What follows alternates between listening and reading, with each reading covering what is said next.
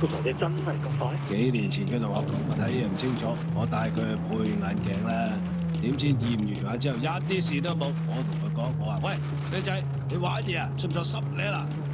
佢同我講，佢話唔知點解最近睇所有嘢都好似越嚟越慢咁樣。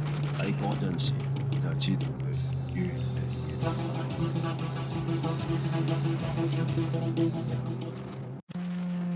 我諗都係時候同你鬥翻場。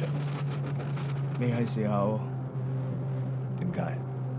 唔啱聽嘅説話，你想唔想聽？講。啱啱坐完你架車，我發現咗啲嘢。你唔覺得你每次過彎都好唔自然嘅咩？